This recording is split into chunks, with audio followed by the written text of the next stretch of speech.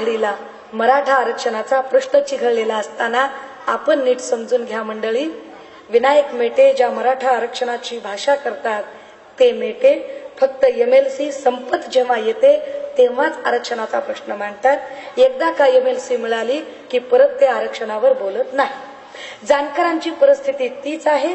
इलेक्शनच्या आधी धनगर आरक्षणावर बोलणारे जानकर आता इलेक्शन संपल्यानंतर एक चकार शब्दाने बोलत नाही। तीच परिस्थिती शेट्टी आणि खोतांची आहे की इलेक्शनच्या आधी म्हणजे जेव्हा काँग्रेसची सरकार होती तेव्हा बंटी पाटलांच्या मतदारसंघात जाऊन धुडगूस घालणारी ही माणसं आज घडीला मात्र दुष्काळात मराठवाडा होरपळत असतानाही चकार शब्दाने ते बोलत नाहीत, कारण यांची सत्तेची साठगाठ आहे, हे बोलणार नाही।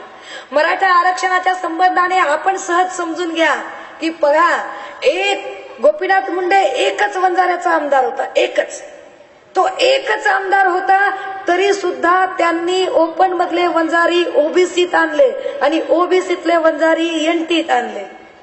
मराठ्यांचे किती प्रतिनिधी होते? अरे सगळ्यात जास्त महाराष्ट्रात मुख्यमंत्री कुणाचे झाले? मराठ्यांचे। उपमुख्यमंत्री मराठ्यांचे, आमदार मराठ्यांचे, खासदार मराठ्यांचे, साखर कारखाने कुणाचे? मराठ्यांचे। दूध डेअरी कुणाची? मराठ्यांची। ऑइल मिल कुणाची? मराठ्यांची। पेपर मिल कुणाची? मराठ्यांची। बागायत समिती कुणाच्या? मराठ्यांच्या। शाळा कॉलेजेस कुणाचे? मराठ्यांचे। जिल्हा परिषदा कुणाच्या ताब्यात? मराठ्यांच्या। पंचायत समित्या कुणाच्या ताब्यात? मराठ्यांच्या। ग्रामपंचायती कुणाच्या ताब्यात? मराठ्यांच्या। महापालिका कुणाच्या ताब्यात? मराठ्यांच्या। मग आरक्षण कुणाला मागताय? का नाटक चाललंय आरक्षणाचं? अरे जर सत्तेतच तुम्ही आहात तर कुणाला आरक्षण मागताय?